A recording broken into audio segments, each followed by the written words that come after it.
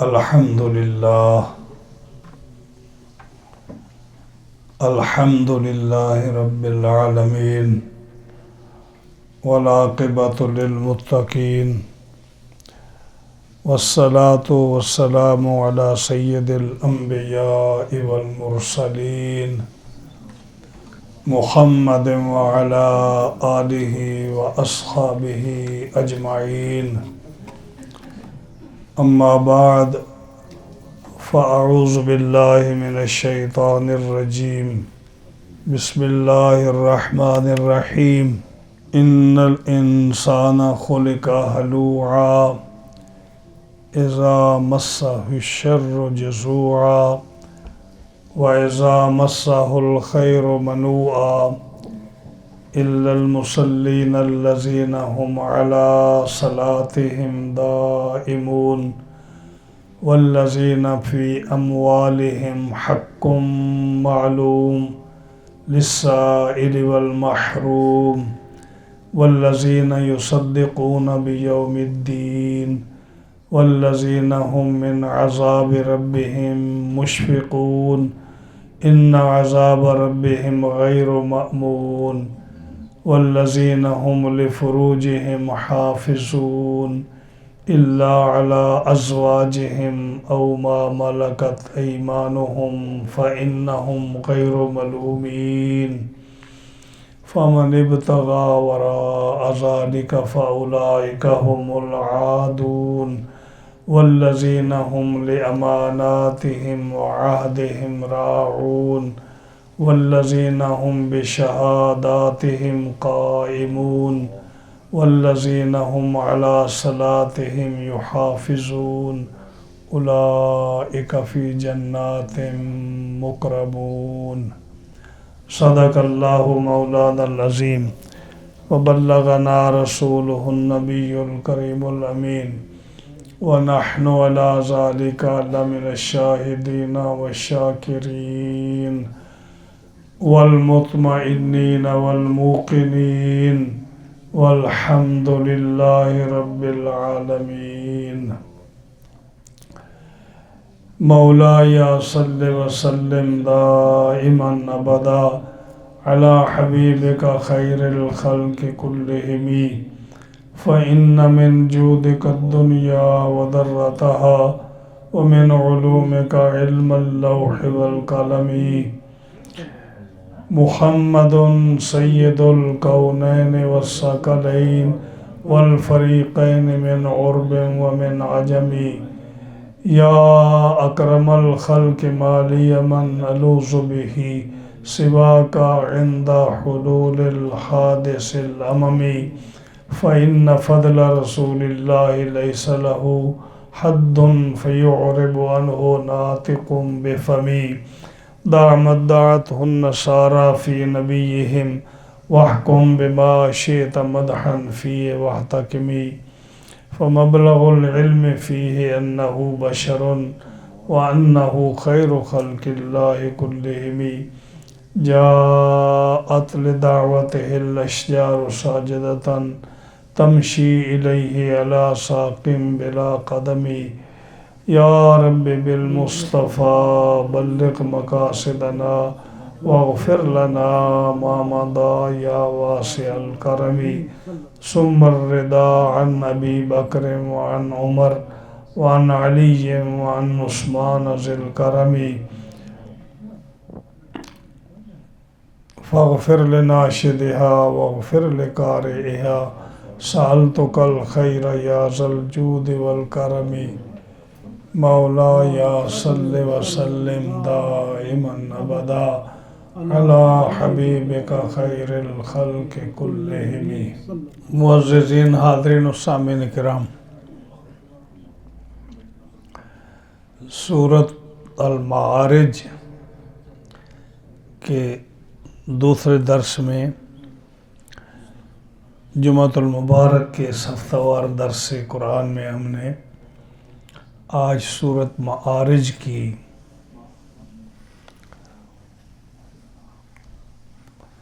17 آیات کریمہ تلاوت کی ہے،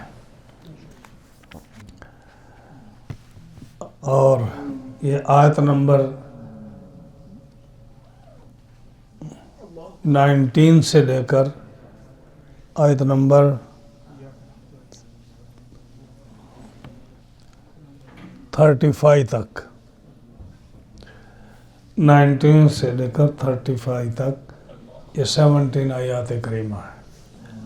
اور اگر آپ غور سے آپ آج سماعت فرمائیں گے تو جو میرے جیسے خشک قسم کے مسلمان ہیں ان کے لیے یہ درس بہت ہی اہم ہے۔ اس میں اللہ تعالیٰ جل شانہ جس نے مخلوق کو پیدا فرمایا، اس نے انسان کی حقیقت کو واضح کر دیا اور پھر اس کو اس کی اصلاح کا طریقہ بھی بتا دیا کہ کیسے وہ صحیح ہو سکتا ہے۔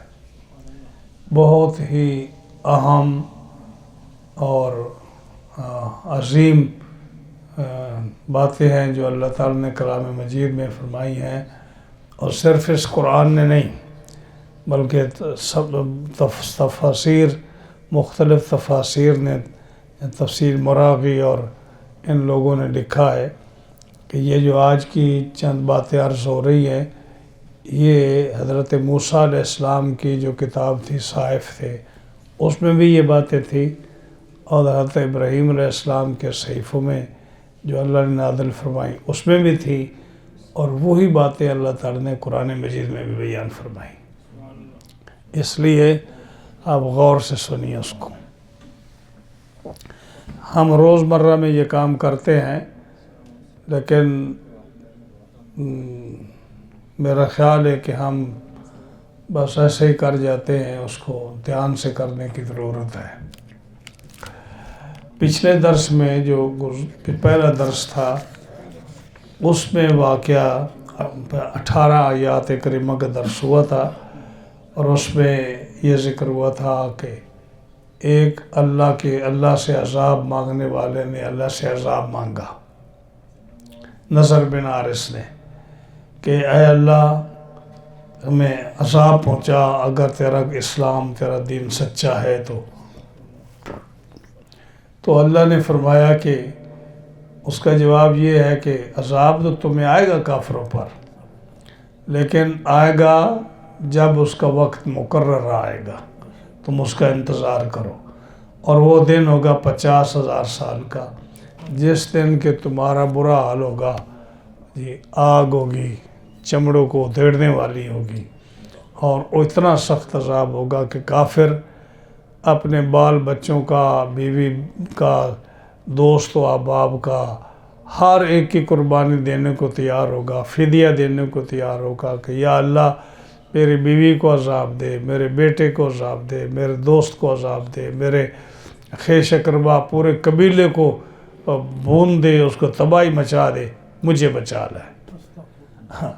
یہ حال ہوگا، یہ کافر کی بات ہے، اور وہ ایسی آگ ہوگی کہ جو بالکل انسان کے چمڑی کو تیڑنے والی ہوگی، اور سخت ترین عذاب ہوگا، لیکن مومن جو ہے مومنوں کی شفاعت کرے گا۔ یہ پچھلے درس کا مختصر میں نے عرض کیا۔ آج کے درس کی ابتدا ہے، اللہ فرماتا ہے ان الانسان خلق ہلوعا، انسان بے صبرا پیدا کیا گیا ہے، حریص پیدا کیا گیا ہے، ہلو پیدا کیا گیا۔ یہ ہر انسان کی ایک فطرت ہے جو رب تعالیٰ نے بیان فرمائی۔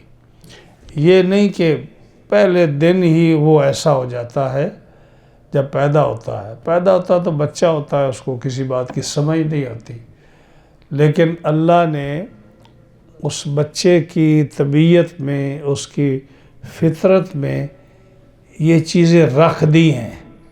جب وہ بڑا ہوتا ہے، جوان ہوتا ہے، ذمہ دار ہو جاتا ہے، کام کرنے والا ہو جاتا ہے، تو وہ چیزیں اس کے اندر آ جاتی ہیں۔ جیسے کہ ایک انسان کے اندر بہت ساری چیزیں ہیں جو رب تعالیٰ اس کی پیدائش کے وقت اس میں رکھ دیتا ہے، لیکن وہ اس کے بچپن میں ظاہر نہیں ہوتی، وہ کب ظاہر ہوتی ہیں؟ جو جو اس کا وقت گزرتا ہے، وہ بڑا ہوتا ہے، وہ دنیاوی کاموں میں پڑتا ہے، پھر اس کی وہ جو قابلیت ہے، اس کی ذہانت ہے، اس کی جو عقل مندی ہے، وہ اللہ تعالیٰ اس کو ظاہر فرماتا ہے۔ اسی طرح یہ جو فرمایا نا کہ انسان بڑا بے صبرہ اور حریص پیدا کیا گیا ہے، حلو، یہ اللہ نے ہر انسان کی فطرت میں رکھا ہے۔ ہاں جی، جب وہ بڑا ہوتا ہے، کاروبار میں آتا ہے، وہ دنیا کے چکروں میں پڑتا ہے، اس کا زندگی کا تجربہ وہ حاصل کرتا ہے، پھر وہ چیزیں اس میں ظاہر ہو جاتی ہے، وہ حریص ہو جاتا ہے۔ کیسا حریص ہو جاتا ہے؟ فرمایا حلو، یہ قرآن یہ اس نے فرمایا جس نے انسان کو پیدا فرمایا۔ جب پیدا فرمایا تو اس کو پتہ ہے نا میں نے کیسے پیدا فرمایا۔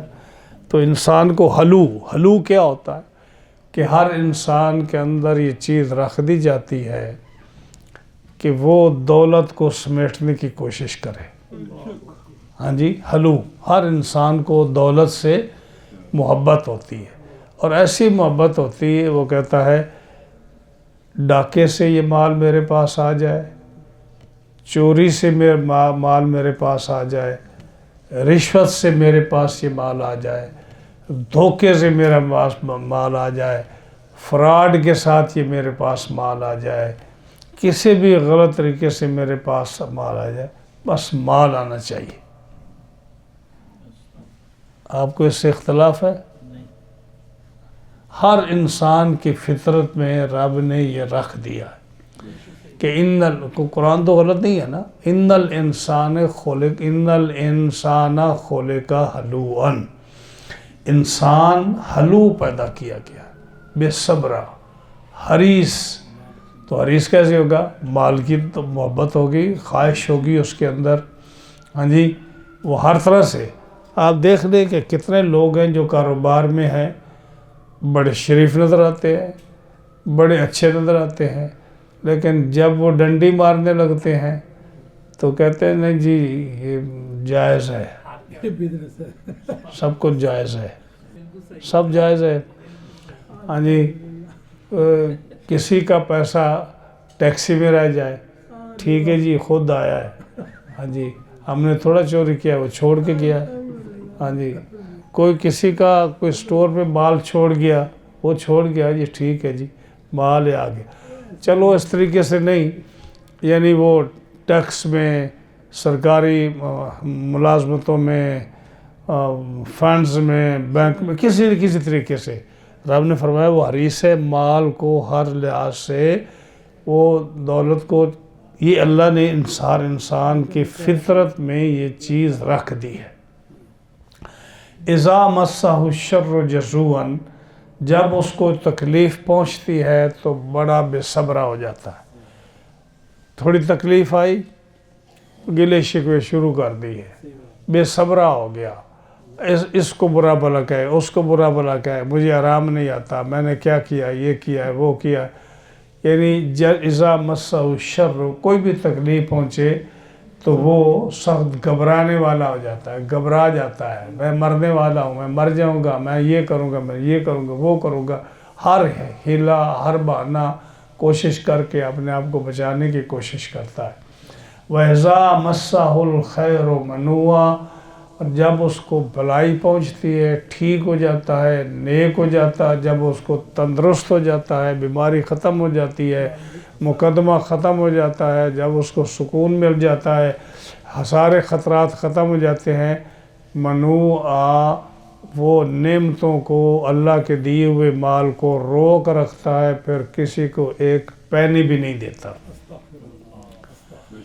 میں یہ دوں گا تو کل کیا بنے گا میرے پاس، تو پھر میں مکان نہیں خرید سکوں گا، میں جائیداد نہیں خرید سکوں گا، میں سٹور نہیں بنا سکوں گا، بچوں کی شادی نہیں کر سکوں گا، مرتے وقت کفن دفن کا سامان نہیں ہوگا، دولت میرا کم ہو جائے گی۔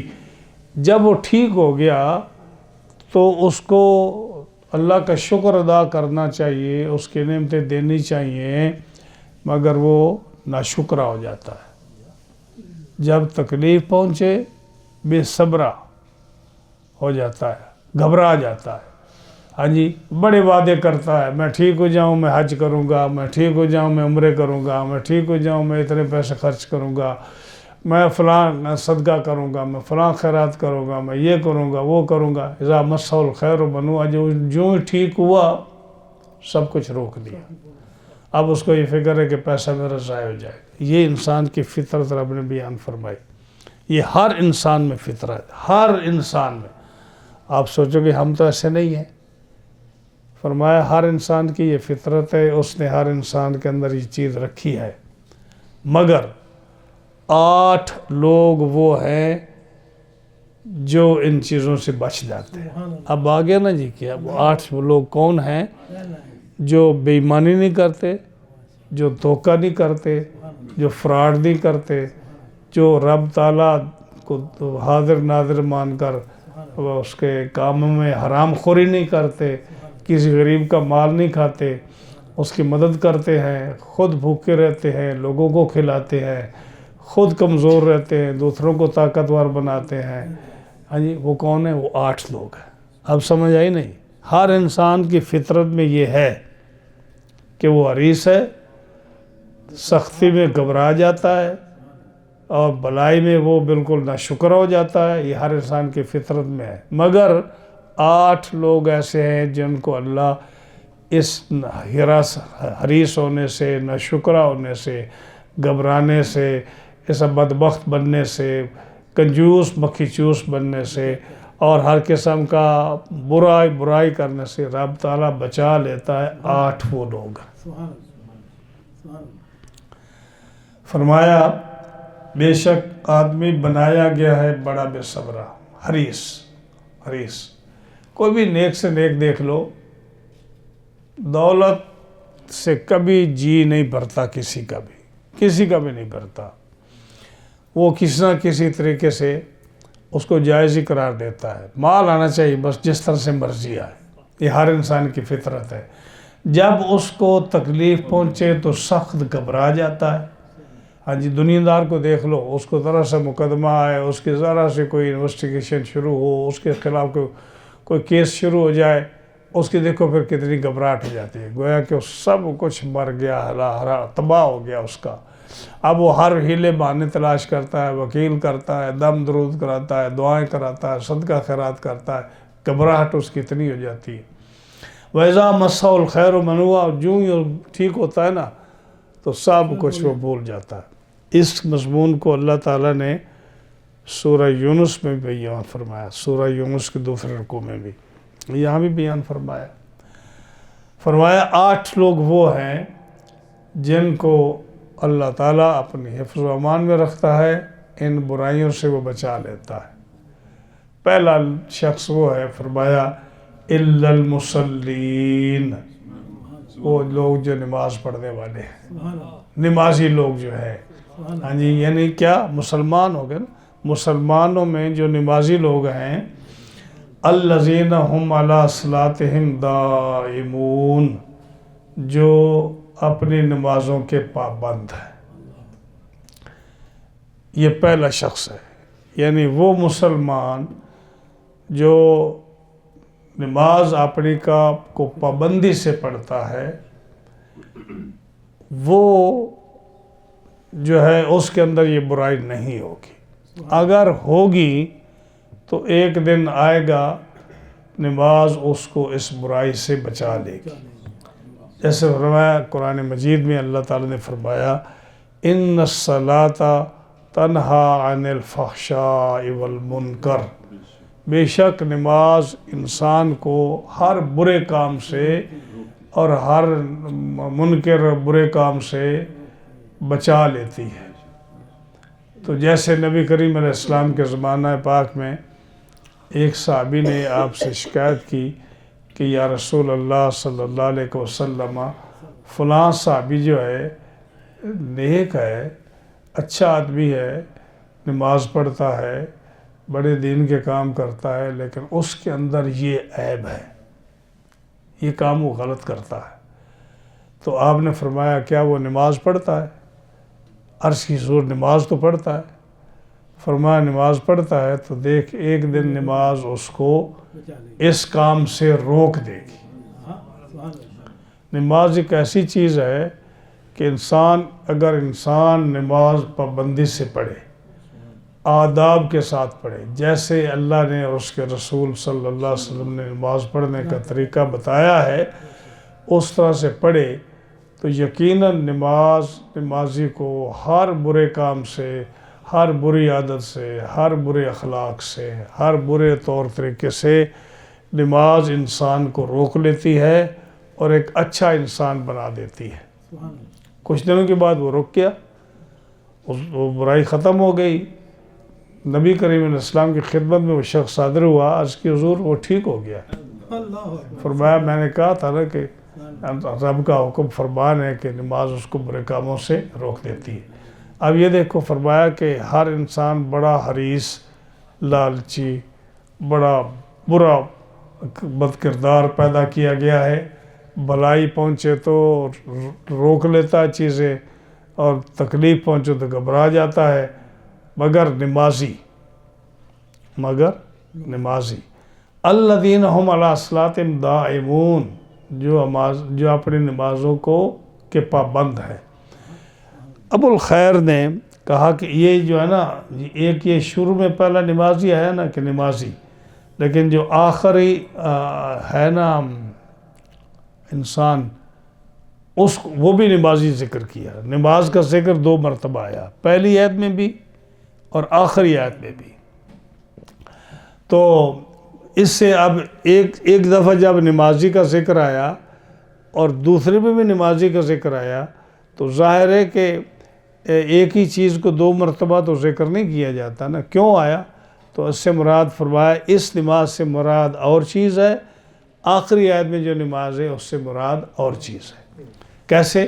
ابو الخیر راوی کہتے ہیں کہ ہم نے حضرت عقبہ بن عامر رضی اللہ تعالیٰ سے پوچھا کہ اس کا کیا مطلب ہے کہ جو لوگ اپنی نمازوں کے پابند ہیں، الذین هم علی صلاتہم دائمون، اس سے کیا مراد ہے؟ انہوں نے فرمایا کہ اس سے مراد یہ ہے جو سورہ مومنون کی پہلی 10 آیات ہے نا، اس میں جو ذکر ہے نا نماز کا، وہ مراد ہے۔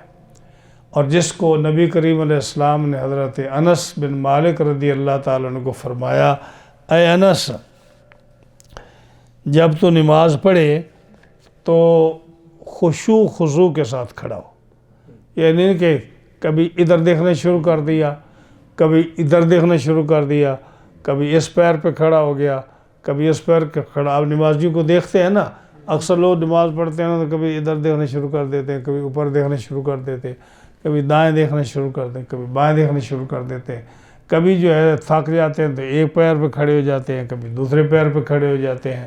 ہاں جی، نہیں، بالکل سکون کے ساتھ کھڑا ہو، اور نظر جو ہے نا، حضرت انس کو حضور نے فرمایا کہ جب تو کھڑا ہو تو نظر اپنی تیری جو ہے نا اس جگہ پہ ہو جہاں تو نے سجدہ کرنا۔ سبحان اللہ۔ یہ نماز کے پڑھنے کا طریقہ ہے کہ جب انسان قیام کی حالت میں ہو تو نظر کہاں ہونی چاہیے؟ سجدے کی جگہ پہ ہونی چاہیے، ادھر ادھر نہیں دیکھنا چاہیے۔ جب رکوع میں جائے تو پاؤں کی پشت جو ہے اس پر نظر ہونی چاہیے۔ ہاں جی، جب وہ سجدے میں جائے تو نظر اس کے ناک پر ہونی چاہیے اس کی، اور جب تحیات میں بیٹھے تو نظر سینے پر ہونی چاہیے۔ یہ نماز کے پڑھنے کا طریقہ ہے۔ فرمایا الذین هم فی صلاتہم خاشعون، جو اپنی نماز خشوع خضوع سے پڑھتے ہیں، جو آئے اور ایسے ہی جو ہے نا نماز پڑھی کہ پتہ نہیں کہ اس نے پہلی سورت پر رکعت میں کیا پڑھا ہے، دوسرے میں کیا پڑھا ہے، کتنی رکعتیں پڑھی ہیں۔ ہاں جی، اور وہ نماز میں اس لیے شامل ہوتا کہ قاری صاحب جیسے نیچے اوپر ہوتے رہیں گے، ہم بھی ہوتے رہیں گے، ہمیں یاد کرنے کی ضرورت نہیں ہے کہ کون سی نماز پڑھ رہے ہیں، کیا پڑھ رہے ہیں۔ ہاں جی، حساب کتاب اپنا کرتے رہیں گے، قاری صاحب نماز پڑھائیں گے، سلام پھیر دیں، ہم پھیر دیں گے، نماز کا پتہ ہی نہیں ہے۔ نماز پڑھنی چاہیے کہ جب جو تلاوت کرتے ہیں نماز میں ان چیزوں کے معانی اور الفاظ پر آپ کی توجہ ہونی چاہیے۔ نماز میں آپ کو ایسا خشوع خضوع کے ساتھ کھڑا ہونا چاہیے یہ صلی کأنک تراہ ہو، نماز ایسے پڑھو کہ جیسے تم اللہ کو دیکھ رہے ہو، جیسے تم اللہ کو دیکھ رہے ہو۔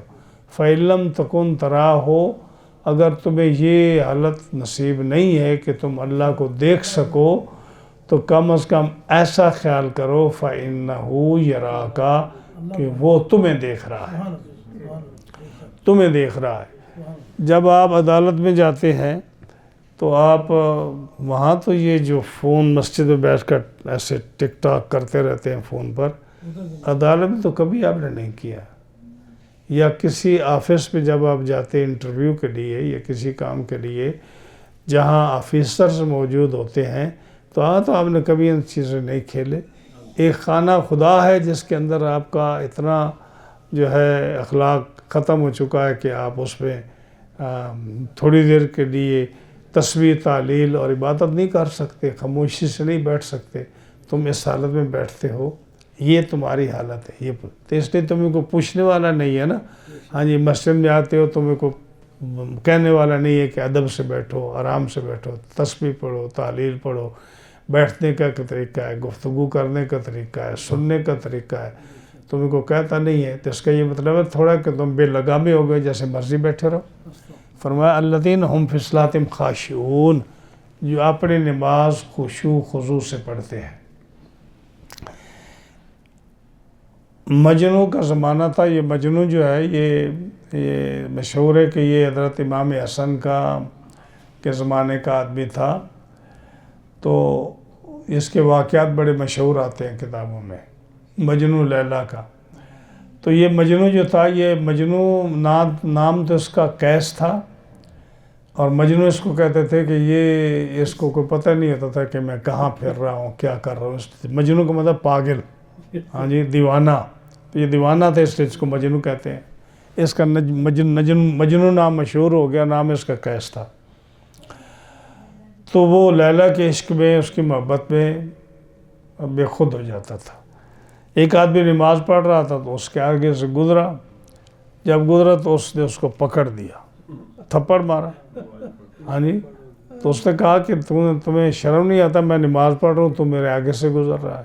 ہاں جی، تو مجنوں نے کہا کہ اللہ کے بندے، عشق لیلا میں میری حالت تباہ، مجھے تو کوئی پتہ نہیں کہ میں کہاں سے گزر رہا ہوں، تو نماز پڑھ رہا یا نہیں پڑھ رہا، میں لیلا کے عشق میں میری حالت تباہ ہو گئی۔ عشق لیلا میں میری حالت تباہ، اور وصل حق میں غیر پر تیری نگاہ۔ تو اللہ کے حضور کھڑا ہے، ہاں جی، اور نماز ایسے پڑھنی چاہیے کہ جیسے تو اللہ کو دیکھ رہا ہے، وصل حق، ہاں جی، اللہ سے ملاقات کر رہا ہے، ہاں جی، وصل حق میں غیر پر تیری نگاہ۔ تمہیں یہ پتہ چل گیا کہ مجنوں میرے سامنے سے گزر رہا ہے، مجھے ایک جو ہے دنیاوی عشق میں مجھے نہیں پتا کہ تو نماز پڑھ رہا ہے یا نہیں پڑھ رہا، اور تو حقیقی عشق میں کھڑا ہو کر تو میرے اوپر دیکھ رہا ہے کہ مجنوں میرے سامنے سے گزر رہا ہے۔ کیا اسی کو کہتے ہیں راز و نیاز؟ یعنی جو سورۃ فاتحہ ہے، یہ فرمایا نا اللہ نے کہ یہ میرے اور میرے بندے کے درمیان یہ راز کی باتیں ہیں۔ الحمدللہ رب العالمین الرحمن الرحیم مالک یوم الدین، ان تین آیتوں میں اللہ کی صفات ہے۔ اور اہدنا الصراط المستقیم صراط الذین انعمت علیہم غیر المغضوب علیہم ولا الضالین، یہ بندے کی دعا ہے۔ یعنی پہلی تین آیتیں اللہ کے لیے، پچھلی تین آیتیں بندے کے لیے، اور درمیان میں ایاک نعبد و ایاک نستعین، آدھی بندے کے لیے آدھی خدا کے لیے۔ تو یہ جو ہے نا سورۃ فاتحہ، یہ تقسیم ہے بندے اور اللہ کے درمیان۔ تو کہا کہ کیا اسی کو کہتے ہیں راز و نیاز؟ بس نمازی دیکھ لی میں نے تیری نماز۔ ہاں جی، تو یہ جو لوگ نماز پڑھتے ہیں اور اس طرح کے بس ایسے ٹکرے مار کے چلے جاتے ہیں، اس کی نماز کا کوئی فائدہ نہیں۔ جس آدمی کو، یعنی انسان کو رب نے حریص، بے صبرہ، حلو اور کمزور اور گھبرانے والا پیدا فرمایا اور پیسے روک کر رکھنے والا بنایا، اس انسان کی یہ برائی کیسے ختم ہوتی ہے؟ پہلا وہ شخص جو نماز اللہ کی رضا کے لیے اللہ اور رسول کے فرمائے ہوئے طریقے کے مطابق پڑھے گا، محبت سے پڑھے گا، اس کے اندر یہ مرض نہیں ہوگی۔ سمجھ آئی نہیں؟ اس کو کوئی فکر نہیں ہوگا کہ میرا پیسہ کہاں ہے، کیسے آئے گا، کیسے ختم ہوگا۔ اس کے مال میں اللہ برکت دے گا، اس کے دل کو اللہ غنی فرما دے گا، کیونکہ اصل غنا تو دل کی ہوتی ہے نا۔ الغنا غنى النفس لا غنى المال۔ آدمی جو غنی ہوتا ہے دل سے غنی ہوتا ہے، اس کا دل غنی ہو، مال سے آدمی غنی نہیں ہوتا۔ مال جتنا مرضی ہو لیکن انسان کا دل پھر بھی حریص ہو تو وہ غنی کیسے ہوگا؟ ہاں جی، جیسے وہ آتا نا کہ ایک آدمی تھا، وہ 2 میل دور جا کر سٹور سے سودا لاتا تھا۔ کس نے کہا، او اللہ کے بندے، تو اب سامنے جو گھر کے سامنے سٹور ہے وہاں سے گراسری نہیں کرتا اور 2 میل دور جاتا ہے، تو اس نے کہا بھائی وہاں سے نا 2 پینی جو ہے نا چیز سستی ملتی ہے، روٹی بریڈ جو ہے نا، یہ دودھ، یہ 2 پینی وہاں سے سستا ملتا ہے۔ اس نے کہا تمہیں خیال نہیں آتا کہ 2 میل تو چل کے جاتا ہے، تیرے جوتے بھی تو گھس جاتے ہیں نا، اتنے تو تیرے جوتے گھس جاتے ہیں جتنا تو دور جا کے 2 پینی بچاتا ہے۔ اس نے کہا میں بیوقوف تھوڑا ہوں، میں جوتوں کو ہاتھ میں پکڑتا ہوں، پیدل جاتا ہوں، بغیر جوتوں کے جاتا ہوں اور جا کے دودھ لے کر کرا سے لے کر واپس آ جاتا ہوں۔ ہاں جی، تو جو کنجوسی ہے، جو غربت ہے، یہ تو رب ہی دور کر سکتا ہے نا۔ ہاں جی، انسان دور نہیں کر سکتا۔ تو فرمایا الا المصلین، جو نمازی آدمی ہے نا، خشوع و خضوع سے نماز پڑھتا، اس کا اللہ پر بہت بڑا بھروسہ ہوتا ہے، اس کو اللہ پر بہت بڑا توکل ہوتا ہے۔ اس کی جو ہے نا جو نماز پڑھنے کا طریقہ، نماز کے آداب، نماز اس کو ہر برائی سے روک لے گی بالکل۔ یعنی یہ جو بے صبری فرمایا نا، انسان بے صبرہ پیدا کیا گیا، رب نے فرمایا کہ مگر نمازی لوگ جو ہے نا، جو اللہ اور اس کے رسول کے حکم کے مطابق نماز خشوع خضوع سے پڑھتے ہیں، خشوع خضوع سے پڑھتے ہیں، ان کے اندر یہ صفت نہیں ہوگی کہ وہ انسان حریص ہوگا، لالچی ہوگا، گھبرانے والا ہوگا اور جو ہے نا ناشکرا ہوگا کہ مال کو روک رکھے گا۔ یہ پہلا جو اپنی نمازوں کو پابند ہے۔ پابند کا کیا مطلب؟ کہ خشوع خضوع سے پڑھتے ہیں۔ دوسرے وہ شخص والذین فی اموالہم حق معلوم، دوسرے وہ لوگ جن کو اللہ نے مال دیا ہے اور ان کے مالوں میں ان کو معلوم ہے کہ کیا حق ہے۔ للسائل والمحروم، سائل کے لیے کیا حق ہے، مانگنے والے کے لیے، اور محروم کے لیے کتنا حق ہے۔ یعنی وہ لوگ جن کو اللہ نے مال دیا ہے، امیر بنایا ہے، صاحب استطاعت بنایا ہے، جو زکوٰۃ دینے کے قابل ہیں، صدقہ دینے کے قابل ہیں، صدقہ فطر دینے کے قابل ہیں، قربانی دینے کے قابل ہیں، ان لوگوں کے مالوں میں جو حق ہے ان کو معلوم ہے۔ ہاں جی، کیا معلوم ہے؟ کہ اس کی زکوٰۃ کتنی بنتی ہے، اس کا فطرانہ کتنا بنتا ہے، قربانی کتنی بنتی ہے جو ہم نے دینی ہے، اور کس کو دینی ہے، سائل کو دینی ہے اور محروم کو دینی ہے۔ سائل، اس کا سورہ زاریات میں بھی اس کا ذکر آیا، 2 قسم کے سوالی ہوتے ہیں۔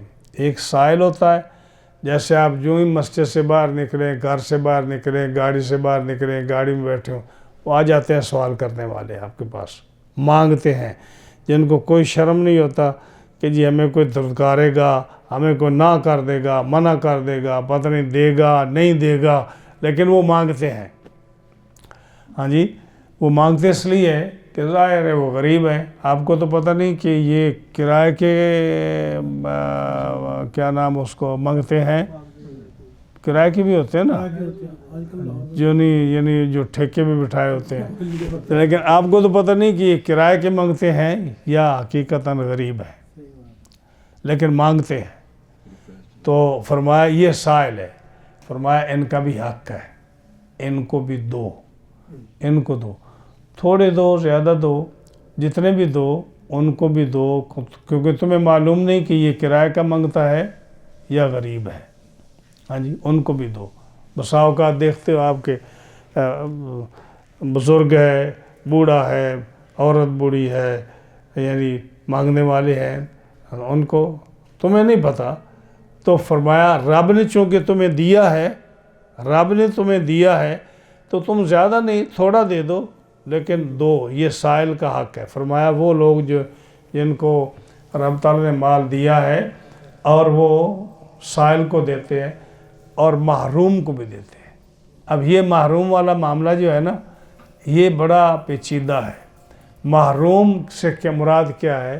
محروم سے مراد وہ رشتہ دار، وہ پڑوسی، وہ محلے دار، وہ باعزت شخص جس کی انکم تھوڑی ہے، بیٹیاں بچیاں ہیں، بیٹے ہیں، فیملی بڑی ہے، زیادہ ہے، سفید پوش ہے، انکم تھوڑی ہے، گھر کا گزارا مشکل ہے، گھر کے بل نہیں ادا کر سکتا، گراسری نہیں لے سکتا، گزارا نہیں کر سکتا، کسی سے مانگ نہیں سکتا، عزت نفس مجروح ہوتی ہے، لوگ اس کو سمجھتے ہیں کہ یہ بڑا امیر ہے، لوگ سمجھتے ہیں یہ کھاتا پیتا ہے، اس لیے وہ مانگے گا اس کو دے گا بھی کوئی نہیں، اور اگر مانگے گا تو لوگ باتیں کریں گے کہ وہ اسے مانگتا ہے، ہاں جی، اور اس کی جو ہے نا سفید پوشی ہے، جیسے آپ بہت سارے لوگ سفید پوش ہوتے ہیں جن کی انکم بہت تھوڑی ہوتی ہے، گھر کے خرچے زیادہ ہوتے ہیں، وہ زکوٰۃ لینے کے مستحق ہوتے ہیں، مدد کے مستحق ہوتے ہیں، لیکن کسی سے مانگ نہیں سکتے، ہاں جی، یا آپ کو پتہ نہیں ہے کہ یہ امیر ہے یا غریب ہے یا اس کی کیا حالت ہے، اس کو قرآن نے محروم کہا۔ فرمایا اس کے لیے کیا حکم ہے کہ تمہیں کیوں معلوم نہیں کہ تیرے پڑوسی کا یہ حال ہے، تمہیں کیوں معلوم نہیں کہ تیرے دوست کا کیا حال ہے، تمہیں کیوں معلوم نہیں کہ تمہارے رشتہ دار کی یہ حالت ہے، تمہیں پتہ ہونا چاہیے، اس لیے تم ڈھونڈ کر ایسے آدمیوں کے گھر جا کر بغیر کسی اعلان کے، بغیر کسی اشتہار کے، بغیر کسی شہرت مشہوری کے ان کے گھر میں دے کر آؤ کہ تاکہ ان کی عزت نفس مجروح نہ ہو۔ فرمایا یہ ان کا حق ہے، آپ کے بال میں سائل کا بھی حق ہے کہ جس کو شرم نہیں وہ مانگتا ہے، آپ کو دینا پڑتا ہے، آپ اس کو دیں، نہیں دے گا تو وہ آپ کو لوگوں میں بدنام کرے گا، لوگ دیکھیں گے یہ مانگ رہا ہے اس کو ایک پینی بھی نہیں دے رہا، اس کا بھی حق ہے۔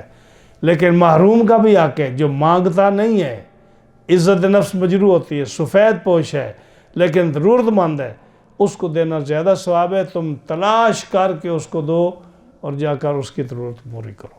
فرمایا جو آدمی اپنے مالوں میں یہ حق رکھتا ہے وہ دیتا ہے، وہ بھی انسان اس برائی سے بچ جاتا ہے کہ وہ حریص ہو، لالچی ہو، بے صبرہ ہو اور جو ہے گھبرانے والا ہو اور روک رکھنے والا ہو مال کو، وہ اس برائی سے بچ جائے گا۔ یہ دوسرا شخص ہے، والذین فی اموالہم حق معلوم للسائل والمحروم۔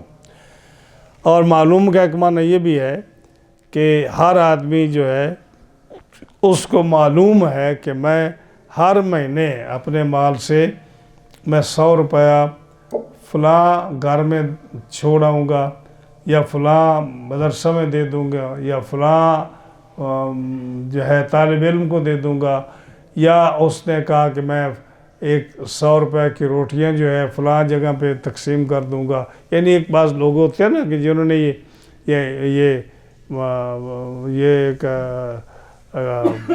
کیا کہتے ہیں اس کو، یہ ایک پکا ارادہ کیا ہوتا ہے کہ ہم ہر سال ہر مہینے جب ہماری تنخواہ آئے گی یا مہینہ ختم ہوگا تو ہم اس سے 50 روپے، 100 روپے، 1000 روپے، 500 روپے ہم صدقہ کریں گے، فلاں جگہ پر فلاں دربار پہ دیں گے، فلاں مدرسے میں دیں گے، فلاں مسجد میں دیں گے، فلاں غریب کو دیں گے، اس طریقے سے ہم روٹی لیں گے، لوگوں کو صدقہ خیرات کریں، جو بھی کسی کا طریقہ ہے، یعنی اس نے طے کیا ہوتا ہے کہ ہم 150 مسجد میں دے دیں گے یا کسی کو دے دیں گے۔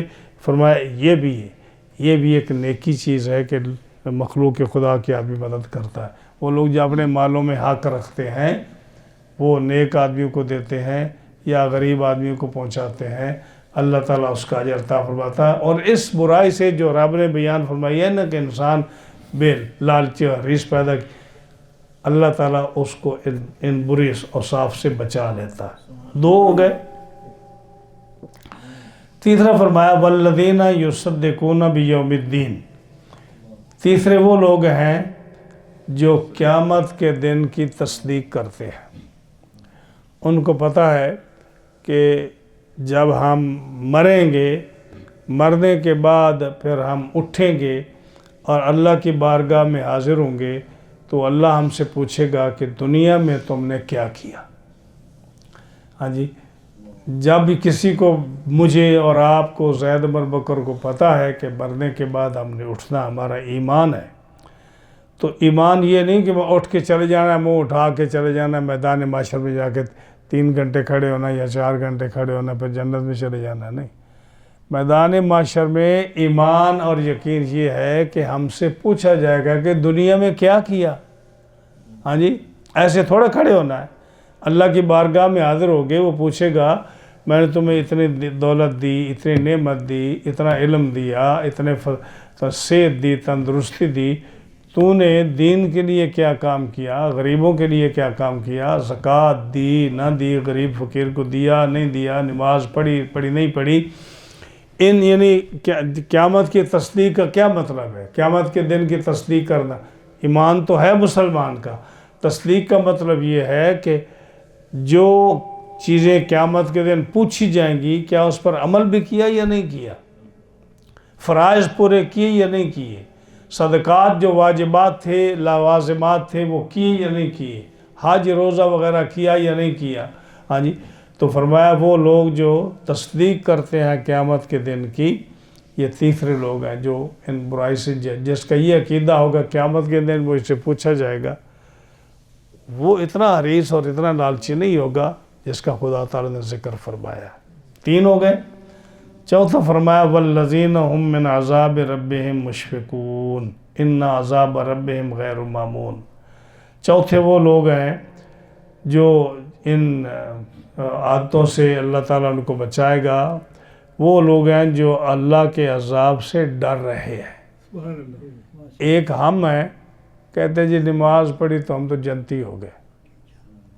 ہاں جی, نماز پڑھی ہم جنتی ہو گئے. ہمیں کون پوچھنے والا ہے جی, ہم تو جنت کے اعلیٰ مکانوں میں رہیں گے, محلوں میں رہیں گے, بات ہی کوئی نہیں ہے, سیدھے مرنے کی دیر ہے, سیدھے جنت میں آنکھ کھلے گی.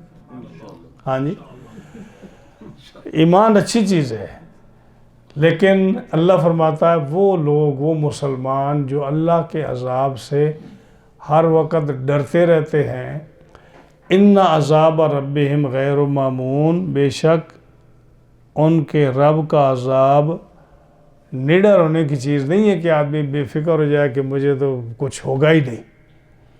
اب میں بتاؤں آپ کو صحابہ کرام کا کیا حال تھا. حضرت ابوبکر صدیق رضی اللہ تعالیٰ عنہ کا نام سنا آپ نے, جن کو نبی کریم علیہ السلام نے فرمایا کہ جو 10 آدمی جنت میں جائیں گے ان میں پہلا شخص کون ہوگا؟ ابو بکر فی الجنہ. کوئی شک ہے ان کے جنت میں جانے کا؟ یعنی قرآن کی کتنی آیات میں آیا کہ سیدنا ابو بکر صدیق جنتی ہیں. حدیث میں جی صاف آیا کہ جی نبی کریم علیہ السلام نے فرمایا جس نے جنتی کو دیکھنا ہو, یہ 10 لوگ ہیں ان کو دیکھ لو, اور ان میں سر فہرست وہ ہیں سیدنا ابو بکر صدیق رضی اللہ تعالیٰ عنہ.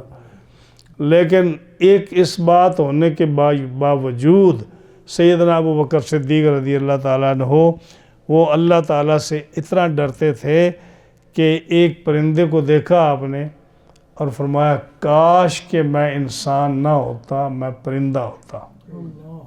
کاش میں انسان نہ ہوتا, پرندہ. کیونکہ انسان کو تو قیامت کے دن پوچھا جائے گا نا کیسے دنیا میں زندگی گزاری, پرندے کو نہیں پوچھا جائے گا.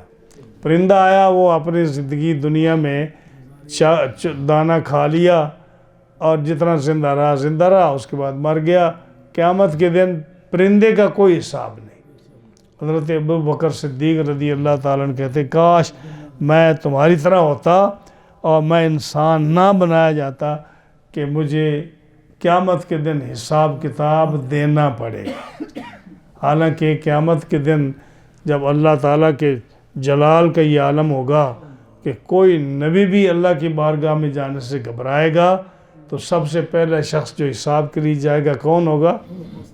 حضور سیدنا ابوبکر صدیق کو بھیجیں گے کہ ابوبکر جاؤ اللہ کی بارگاہ میں، تم جا کر حساب دو. اللہ کا جلال جو ہے وہ غضب وہ ختم ہو جائے گا.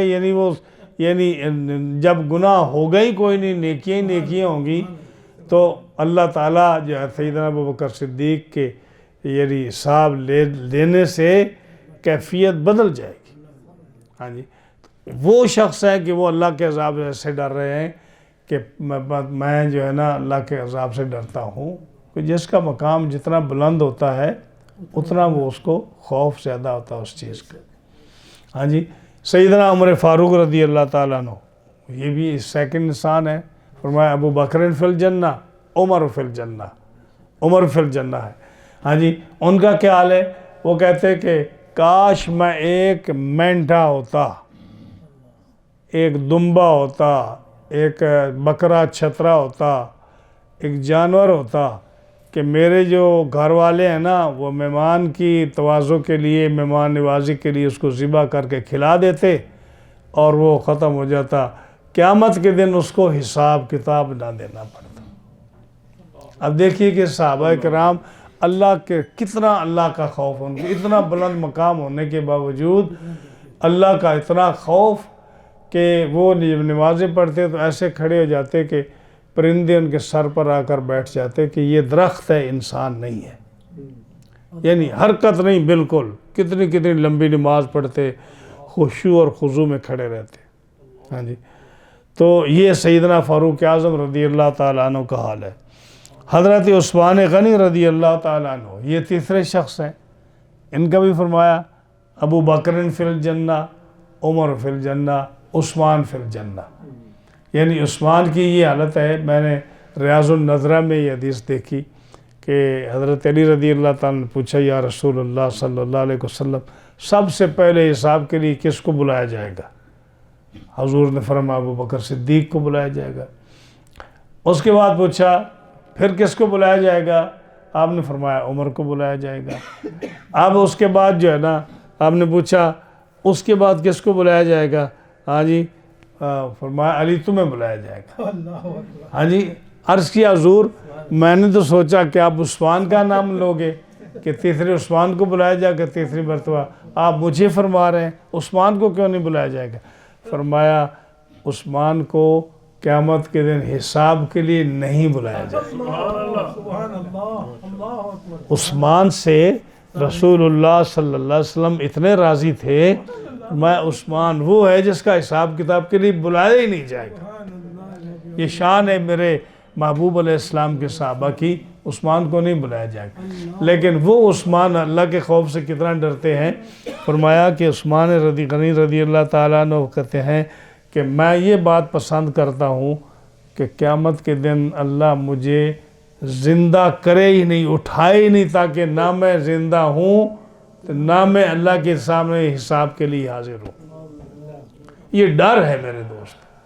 ہاں جی، یعنی اللہ کا خوف اتنا ہے، ڈر اتنا ہے کہ وہ کہتے ہیں کہ میں زندہ ہی نہ ہوں تاکہ نہ مجھے حساب کے لیے جانا پڑے نہ میں اللہ کی بارگاہ میں حاضر ہوں. اسی طرح جو عشرہ مبشرہ ہیں ان میں حدیث ہے نا ابو بکر فی الجنہ، عمر فی الجنہ، عثمان فی الجنہ، علی فی الجنہ، طلحہ فی الجنہ، زبیر فی الجنہ. یہ حضرت طلحہ جو ہیں یہ حضرت ابو بکر صدیق کے رشتہ دار ہیں. زبیر جو ہیں حضرت حضور صلی اللہ علیہ وسلم کے پھوپھی زاد بھائی ہیں. ہاں جی، اور آپ کے ہم زلف بھی ہیں، حضرت اسماء کے ہسبینڈ ہیں آپ، جو حضرت عائشہ صدیقہ کی بہن تھیں. یہ حضرت طلحہ اور حضرت زبیر یہ کہتے کہ کاش کہ ہم پیدا ہی نہ کیے جاتے، یعنی قیامت کے خوف کی وجہ سے کاش کہ ہم پیدا ہی نہ کیے جاتے. پیدا ہوتے ہی نہ پیدا ہوتے تو حساب کتاب ہی نہ ہوتا. حالانکہ نبی کریم علیہ السلام نے حضرت طلحہ کے لیے، حضرت زبیر کے لیے خصوصی دعا فرمائی ہے قیامت کے لیے. ہاں جی، زبیر کے لیے بھی دعا فرمائی آپ نے، اور جو ہے نا حضرت طلحہ کے لیے بھی دعا فرمائی آپ نے، حضرت دونوں کے لیے اسپیشل. لیکن یہ اللہ کا خوف اتنا تھا. اس کے بعد دیکھیے حضرت عائشہ صدیقہ ام المومنین رضی اللہ تعالیٰ عنہ، آپ کی کیا شان ہے، محبوبہ ہے، محبوب خدا ہے. حضرت سیدہ عائشہ صدیقہ رضی اللہ تعالیٰ عنہ، یہ وہ ہیں جن کو اللہ سلام بھیجتا ہے، جبریل سلام بھیجتے ہیں. قرآن میں جن کی 18 آیات ان کی شان میں نازل ہوئی ہیں، قرآن کی آیات نازل ہوئی ہیں ان کی شان میں. وہ فرماتی ہیں کہ کاش میں ایک ایسی بولی بصری چیز ہوتی کہ دیوانی قسم کی ہوتی کہ مجھے لوگ بھول جاتے کہ کوئی عورت ہے بھی صحیح یا نہیں ہے، صرف اس لیے کہ مجھ سے حساب کتاب قیامت کے دن نہ ہوتا. حضرت عبداللہ بن مسعود رضی اللہ تعالیٰ عنہ، جن کے بارے میں نبی کریم علیہ السلام نے فرمایا کہ جو قرآن پڑھنا سیکھنا پڑھنا چاہے وہ عبداللہ بن مسعود سے سیکھے. کہ اگر قرآن سیکھنا ہے تو جو عبداللہ بن مسعود قرآن پڑھتا ہے نا اس کے طریقے کو سیکھے. اور حنفی لوگ جو ہے نا ہمارے احناف جو حضرت عبداللہ بن مسعود کو زیادہ فالو کرتے ہیں، ان کی روایت کرتا حدیثیں حنفیوں کے نزدیک زیادہ مقبول ہیں. ہاں جی، وہ کہتے ہیں کاش کہ میں راکھ ہوتا. یہ جو لکڑی جل جاتی ہے نا، ہاں جی، راکھ بن جاتی ہے، میں یہ راکھ اور یہ چیز ہوتا، عیش ہوتا میں، کہ مجھ سے نہ حساب کتاب ہوتا، نہ میں انسان ہوتا، میں نہ مانگا جاتا. تو یہ جو ہے نا، یہ فرمایا نا کہ چوتھے وہ لوگ ہیں جو اللہ کے عذاب سے اتنا ڈرتے ہیں، حضرت اتنا ڈرتے ہیں. حضرت عمر فاروق رضی اللہ تعالیٰ عنہ کا ذکر آتا ہے، آپ فرماتے ہیں کہ اگر اللہ اعلان فرمائے نا قیامت کے دن، منادی اعلان فرمائے کہ صرف ایک آدمی جنت میں جائے گا، باقی سارے جہنم میں جائیں گے، ایک آدمی جنت میں جائے گا باقی سارے جہنم میں جائیں گے، تو مجھے امید ہے کہ وہ میں ہوں گا. اور اگر اللہ فرمائے قیامت کے دن، منادی ندا دے کہ ایک آدمی جہنم میں جائے گا باقی سب جنت میں جائیں گے، تو میں کہوں گا میں اللہ کتنا ڈرتا ہوں کہ ہو سکتا ہے میں وہ بدبخت انسان ہوں جو جہنم میں جاؤں گا. یہ کیوں فرمایا کہ انسان جو ہے نا مسلمان، اس کا ایمان امن اور خوف کے درمیان اس کا ایمان ہونا چاہیے. نہ اتنا بے خوف ہو جائے کہ کہہ دی ڈنکے کی چوٹ پر ہم تو جنت بھی جائیں گے، جنت ہمارے لیے سجی پڑی ہے، ہم بس مرنے کی دیر ہے، ہم قدم رکھیں تو قدم میں جنت میں چلے جائیں گے. سمجھ آئی نا؟ یہ بھی صحیح نہیں ہے. حساب کتاب ہو گیا تمہارا. عبداللہ بن مسعود رضی اللہ تعالیٰ عنہ حضور کے بڑے صحابی ہیں. ایک جنازے پہ گئے آپ تو لوگ ہنستے ہیں نا جنازے پہ جاتے ہوئے، کوئی فکر نہیں ہوتا کہ کس کے ساتھ جا رہے ہیں. حالانکہ جنازے کے ساتھ جانا موت کو یاد کرنا ہے. ایک آدمی فوت ہوا ہے، آپ اس کے جنازے میں ہیں تو آپ کو بھی اپنی آخرت، اپنی حشر نشر قیامت آپ کے سامنے وہ ہونا چاہیے. اگر وہ ہو تو آپ کیسے ہنسیں گے؟ ایک آدمی ہنسا جنازے میں. سیدنا عبداللہ بن مسعود رضی اللہ تعالیٰ نے فرمایا کہ کیا تیرا حساب کتاب ہو چکا ہے؟ تو جو ہنس رہا ہے جنازے پر، ہنسے تو وہ آدمی جس کو دکھا دیا گیا کہ جنت تیرا یہ مقام ہے، تو حساب کتاب سے فارغ ہو چکا ہے، بالکل کامیاب ہو چکا ہے. ہاں جی، تیرا حساب کتاب نہیں ہوگا تو جنتی ہے. وہ ہنسے، تیرا حساب کتاب ہو چکا ہے، میں ساری زندگی تیرے سے بات نہیں کروں گا. آج دیکھو جنازے پر آپ جائیں نا کبھی، دیکھیں کسی کو خیال ہی نہیں ہے. لوگ ہنستے ہیں، مذاق کرتے ہیں، جن کو پتہ ہی نہیں کہ بھئی جنازے کی کیفیت کیا ہے، ہمیں کیسے چلنا ہے کیسے نہیں چلنا. آداب ہیں جنازے کی بھی. تو حضرت عبداللہ بن مسعود رضی اللہ تعالیٰ فرماتے کاش میں راکھ ہوتا. ہاں جی، ابو ذر غفاری کتنے عظیم صحابی ہیں. حضرت ابو ذر غفاری رضی اللہ تعالیٰ عنہ، ہاں جی، حضور نے کتنی ان کی بشارت دی، کتنے عظیم صحابی ہیں. وہ فرماتے ہیں کاش میں انسان نہ ہوتا، میں درخت ہوتا، کاٹ کر پھینک دیا جاتا، مجھے قیامت کے دن حساب کتاب نہ ہوتا. آج کسی مسلمان سے پوچھ لو मौलवी से पूछो, आलिम से पूछो, शेख उल हदीस से पूछो, वाइज से पूछो, कारी हाफिज से पूछो, एक आम मुसलमान से पूछो, जिनको तो ऐसे जन्नत जैसे अपनी पॉकेट में रखी है हर वक्त कि जन्नत के हम मालिक हैं, जन्नत के हम, हाँ जी, तकरीर सुनो उनकी, हाँ जी, ऐसे जन्नत तकसीम कर रहे हैं जैसे कि उनको उस टिकटें लेकर जैसे लोग तकसीम करते हैं ना, जन्नत ऐसे तकसीम करते हैं लोग। हाँ जी, कुरान मजीद से जाहिर है ना, पता ही नहीं। कुरान फरमाता है वल्लज़ीना हुम मिन अज़ाब रब्बिहिम मुशफ़िक़ून, वो जो अल्लाह के अज़ाब से डरते हैं, हर वक्त डरते हैं। सहाबा की ज़िंदगी देखो, ताबीन की ज़िंदगी देखो, औलिया कामिलीन की ज़िंदगी देखो कि सारी रात रो कर इबादत करते थे, रोते थे कि पता नहीं हमारा हशर क्या होगा। हाँ जी, इन्ना अज़ाब रब्बिहिम गैरु मामून, रब का अज़ाब जो है ना, उससे आप निडर नहीं हो सकते कि बेपरवाह हो जाए, कि आपको डर ना हो किसी बात का। हाँ जी, आप देखते नहीं कि शैतान सबसे बड़ा आबिद था? नहीं, आसमानों के चप्पे चप्पे पे और उसके सजदे के निशान थे। हाँ जी, पहले आसमान पे जाओ ना तो यहाँ रखो हाथ ऐसे 4 उंगली, 5वीं उंगली पर उसके सजदे के निशान है, फिर यहाँ रखो, फिर यहाँ उसके सजदे का निशान है। आसमान कितना बड़ा है, इतना बड़ा आबिद और जाहिद, मुअल्लिमुल मलाइका, उसका हशर क्या हुआ? लानती करार हुआ, जहन्नमी बना। हाँ जी, इसी तरह बलम बाउर को देखो जिसका जिक्र सूरह आराफ में आता है। हाँ जी, वो जिसके दुआ से कायनात बदल जाती थी, यानी उसकी दुआ हर चीज़ कबूल होती थी। जो मूसा अलैहिस्सलाम के बारे में उसने बद्दुआ की, रब ताला ने उसका मर्तबा छीन लिया, और वो कुत्ते की तरह कहा कि जैसे कुत्ता जो है ना, चाहे वो जिस हालत में भी वो अपनी ज़ुबान निकाल कर अपने सांस लेता है ना, कुत्ता हर वक्त मुंह खोल ही रखता है ना। हाँ जी, यल हंसा होता तो यल हंस, जैसे उसको देखो ज़ुबान निकाल कर वो सांस निकाल रहा होता है। फरमाया कि ये बलम बाउर जो है कुत्ते की तरह है कि वो उस तरह ज़ुबान निकली हुई है, और क़यामत के दिन कुत्ते की शक्ल में वो जाएगा जहन्नम में। हाँ, ये अल्लाह का अज़ाब है। आप अल्लाह के अज़ाब से इस तरह बेखौफ, आपके पास है क्या? ना तो आप नबी हो, ना आप न किसी नबी के सहाबी हो, ना फरिश्ते मुकर्रब हो। वहाँ तो अल्लाह के नबी जो हैं वो अल्लाह की बारगाह में हज़रत यूनुस अलैहिस्सलाम की दुआएं देखो, आदम अलैहिस्सलाम की दुआएं देखो। आपने ख़ुद रसूलुल्लाह सल्लल्लाहु अलैहि वसल्लम अल्लाह के महबूब हैं, दिन में 100 मरतबा इस्तग़फ़ार करते हैं, या अल्लाह मेरे ख़ताएं माफ़ फरमा दे। ये अल्लाह का डर है ना। और हम उम्मती होकर ऐसे हम जो है ना शेरों की तरह सीने अकड़ा कर कहते हैं कि हम जनती हैं। हाँ जी, बात ही कोई नहीं जी, जन्नत तो बनी हमारे लिए। कुरान नहीं पढ़ा? फरमाया अल्लाह के बंदे तो वो हैं वल्लज़ीना हुम मिन अज़ाब रब्बिहिम मुशफ़िक़ून, जो अल्लाह के अज़ाब से डरते हैं।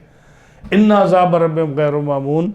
हाँ जी, अल्लाह का अज़ाब जो है निडर नहीं होने देता कि तुम अल्लाह के खौफ से ना डरो। 4 हो गए। 5वां फरमाया वल्लज़ीना हुम लिफ़ुरूजिहिम हाफ़िज़ून इल्ला अला अज़वाजिहिम व मा मलकत अयमानुहुम फ़इन्नहुम गैरु मलूमीन फ़मन इब्तग़ा वराअ ज़ालिका फ़उलाइका हुमुल आदून। 5वां वो शख्स है जो बेसब्री और घबराने और उस लालची जिससे वो सिफत अल्लाह ताला दूर फरमा देगा, वो लोग हैं जो अपने प्राइवेट पार्ट की हिफाजत करते हैं। वल्लज़ीना हुम लिफ़ुरूजिहिम हाफ़िज़ून, वो किसी को घुटने से लेकर दाफ तक उसके इस हिस्से को कोई आदमी देख ही नहीं सकता, ना वो किसी पर ज़ाहिर करते हैं। बुराई करना, ज़िना करना तो दूर की बात है, वो इस हिस्से को खोलते ही नहीं किसी के सामने। वल्लज़ीना हुम लिफ़ुरूजिहिम हाफ़िज़ून, प्राइवेट पार्ट्स की, नंगेज़ की हिफाजत करते हैं।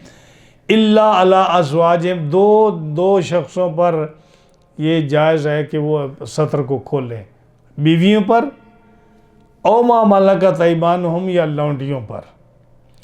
आजकल लौंडियाँ तो है नहीं, लौंडी जो थी वो बीवी की तरह वो प्राइवेट पार्ट्स को देख सकते थे आप उसके और वो आपके पर, कि वो बीवी की, जैसे बीवी आपकी है तो आप सलवार उसके सामने उतार सकते हैं, चादर उतार सकते हैं, वो सलवार चादर उतार सकती है।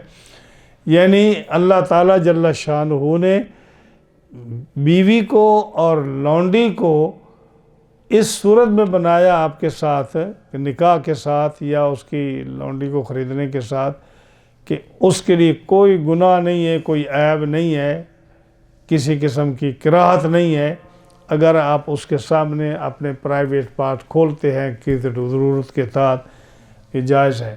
فرمایا وہ لوگ جو اپنے پرائیویٹ پارٹ کی حفاظت کرتے ہیں مگر اپنی بیویوں پر یا لونڈیوں پر۔ لونڈیوں تو اب ختم ہوگی، اب آج کوئی لونڈی نہیں، اب اس دور میں صرف بیویاں ہیں۔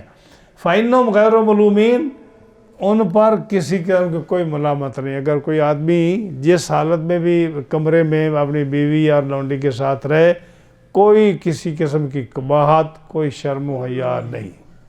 یہ ہے شرعی مسئلہ۔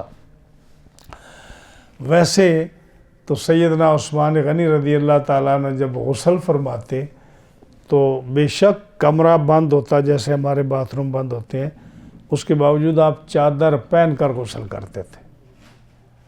یہ اللہ سے شرم ہے بندے کے لیے کہ وہ جو ہے نا کبھی اپنے آپ کو کپڑوں سے باہر نہ کرے۔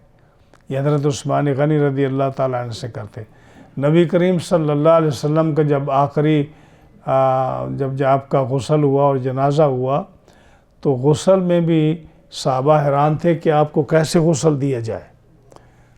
تو غیب سے آواز آئی کہ نبی کے جسم کو نہ اتارو، اس کے کرتے کو نہ اتارو، ہاں جی، کرتے سمیت آپ کو غسل دو۔ سمجھ آئی نہیں؟ تو یہ بعض جو شخصیات ہیں حضرت عثمان غنی، سرکار دو عالم صلی اللہ علیہ وسلم، یہ کبھی اپنے کپڑے کو نہیں اتارتے تھے۔ ایون غسل کی حالت میں بھی پرائیویٹ حضرت مائی صاحب رضی اللہ تعالیٰ، یہ مسائل ہمیں زیب تو نہیں دیتا بتانے کے لیے، لیکن ایک ایجوکیشن کے حساب سے میں بتانا ضروری ہوتا ہے۔ مائی صاحبہ حضرت عائشہ صدیقہ رضی اللہ تعالیٰ فرماتی ہیں کہ میں نے آج تک نبی کریم علیہ السلام کے کسی پرائیویٹ پارٹ کو میں نے نہیں دیکھا، نہ رسول اللہ صلی اللہ علیہ وسلم نے میرے پرائیویٹ پارٹ کو دیکھا۔ اب دیکھو یہ میاں بھی قرآن تو اجازت دے رہا ہے نا، ہاں جی، لیکن ادب کا مقام یہ ہے کہ کبھی ایسی صورت آئی نہ۔ ایسا بھی ہو سکتا ہے، ہاں جی، انسان کوشش کرے تو۔ فرمایا کہ بیوی اور لونڈی پر جو ہے نا آپ یہ پردہ کھول سکتے ہیں، اس کے علاوہ نہیں۔ فَمَنِ ابْتَغَىٰ وَرَاءَ ذَٰلِكَ فَأُولَٰئِكَ هُمُ الْعَادُونَ۔ یہ آیت غور سے سنیے۔ فرمایا ان بیوی اور لونڈی کے علاوہ جو آدمی ان دو کے سوا چاہے کوئی بھی عمل کرے وہ حد سے زیادہ بڑھنے والا ہے۔ کیا مطلب؟ کہ جو آدمی ہاتھ سے کھیلے، سمجھ آئی نا، یہ ہے ناجائز، حرام ہے۔ ہاتھ سے کھیلے، اپنی منی کو نکالے، اپنی شہوت ہاتھ سے پوری کرے یا کسی اور طریقے سے پوری کرے، جیسے لواطت ہے، قوم لوط کا عمل ہے، یا جو ہے یہ کیا ہوتا ہے وہ متع ہے جو شیعہ کرتے ہیں۔ تو یہ ساری چیزیں ان دو کے علاوہ ہیں۔ فَمَنِ ابْتَغَىٰ وَرَاءَ ذَٰلِكَ فَأُولَٰئِكَ هُمُ الْعَادُونَ، اس شک میں آتے ہیں۔ میں نے پڑھا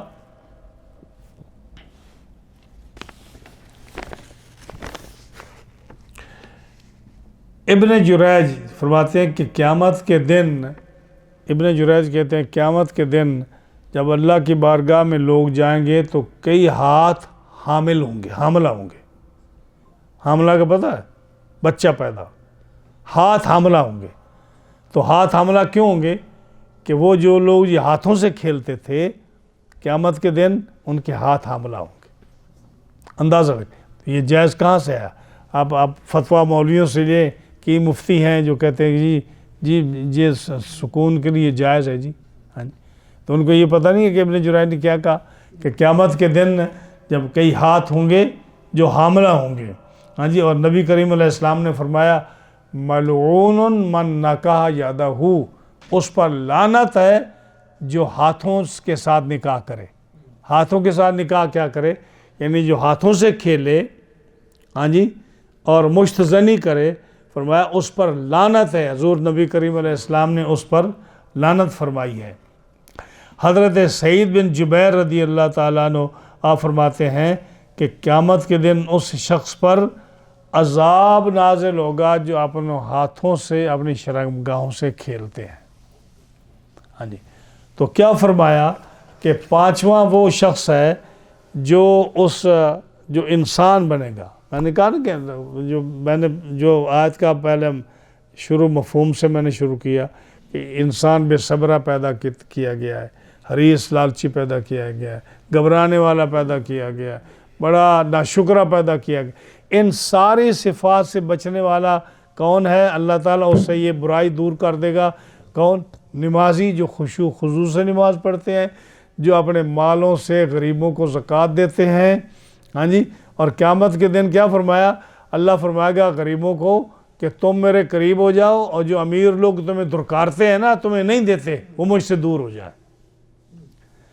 امیر لوگ دور ہو جائیں مجھ سے، چاہے انہیں جیسے مال کمایا، حلال کا کمایا، جیسے مرضی کمایا، کیونکہ وہ غریبوں کو نہیں دیتے، اس لیے وہ دور ہو جائیں اور تم غریب لوگ میرے قریب ہو جاؤ.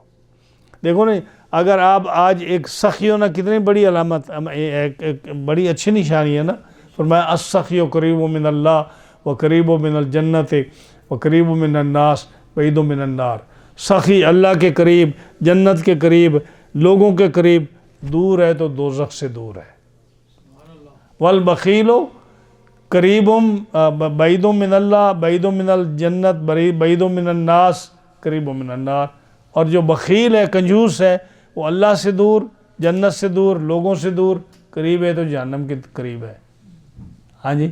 یہ کیوں ہے؟ اگر آپ سخی کہلانے کے حقدار کیسے بنتے ہیں؟ کوئی پھوٹی کوڑی کسی کو دیں گے تو آپ سخی بنیں گے نا. اگر نہیں دیں گے تو سخی آپ کو کون کہے گا؟ یہ سخی آپ کیسے بنیں گے؟ کسی غریب کو دیں گے تو سخی بنیں گے نا. ہاں جی. تو اس لیے کسی غریب کو دینے سے انسان سخی بنتا ہے. یہ اللہ کی نعمت اس کو حاصل ہوتی ہے. ہاں جی. اس لیے جو ہے نا، دل کھول کر بندے کو دینا چاہیے. یہ میں نے نہیں دیکھا کہ کوئی آدمی سخاوت کرتا ہو، غریبوں کو عام دیتا ہو اور وہ بھوکا مر رہا ہو. یہ ہم نے کبھی سنا بھی نہیں، دیکھا بھی نہیں. آپ کسی کو دیتے ہیں، اللہ آپ کو پتہ نہیں کتنے درجے اور زیادہ کہاں سے دیتا ہے، اور اب تعالیٰ دیتا ہے اس کا آپ کو. تو جو مال دیتے ہیں. تیسرا، جو اللہ کے عذاب سے ڈرتے ہیں. ہاں جی. 3 ہو گئے.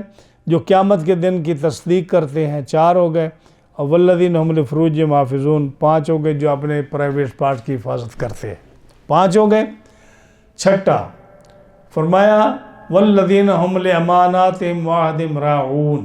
وہ لوگ جو اپنی امانتوں کی اور اپنے وعدوں کی رعایت کرتے ہیں، امانت میں خیانت نہیں کرتے. حضرت عبداللہ بن عمر رضی اللہ تعالیٰ عنہ فرماتے ہیں کہ جس شخص کے اندر یہ 4 علامتیں پائی جائیں وہ پکا منافق ہے. کون سی 4؟ جو منافقوں کی علامت: اذا اؤتمن خان. جب امانت دی جائے تو اس میں خیانت کرے. آپ کسی کو دے جائے، جی میرے سونا ہے، یہ ادھر رکھ لیجئے اور میں واپس آ کے لے لوں گا. یہ بازار ڈالا رہی، یہ رکھ لیجئے، واپس آ کے لے لوں گا. یہ میں چیزیں دے کے جا رہا ہوں، آپ رکھ لیجئے، میں واپسی پر لے لوں گا.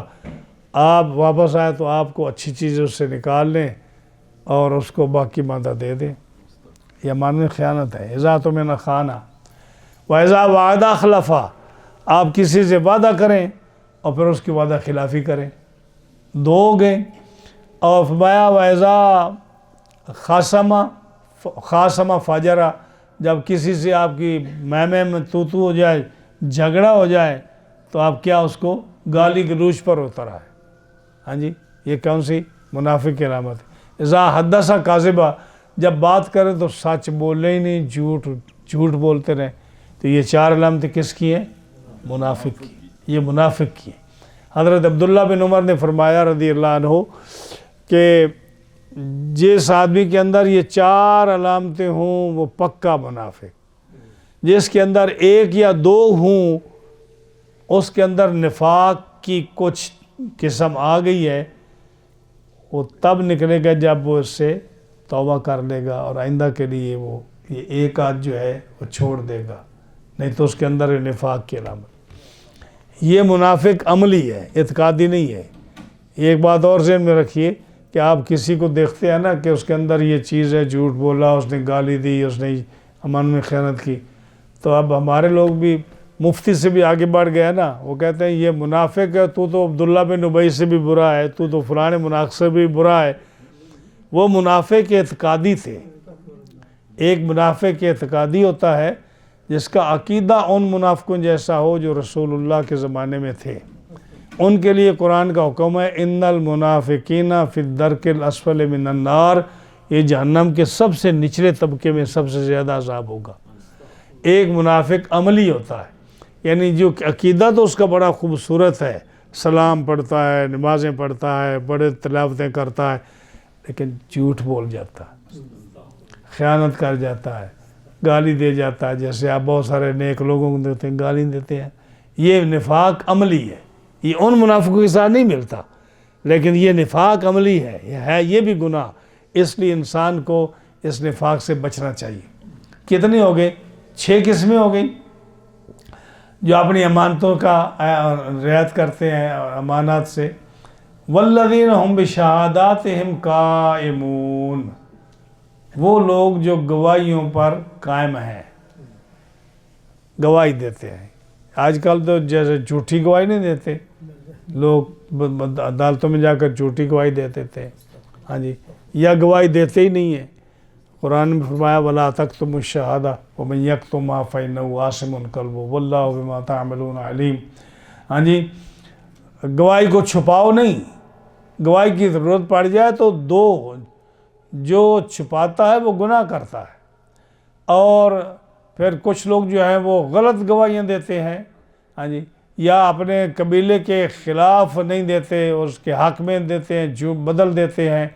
قرآن مجید میں 2 مقام بات پر آیا ہے، کونوا قوامین بالقسط شہداء للہ، اور دوسرے میں آتا ہے کونوا قوامین للہ شہداء بالقسط۔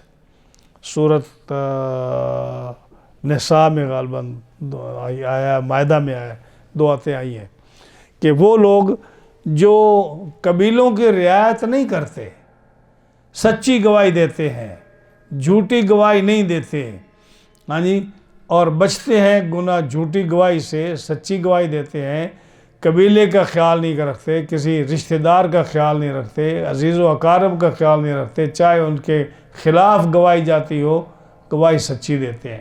فرمایا جو سچی گواہی پر قائم ہے وہ لوگ بھی اس بیماری سے بچ جائیں گے کہ وہ حریص ہوں، لالچ ہوں، اور جو برا انسان جس کو اللہ نے ان الانسان خلق ہلوعا، یہ 7 ہو گئے۔ 8واں فرمایا والذین هم علی صلاتہم یحافظون، جو اپنی نمازوں کی حفاظت کرتے ہیں۔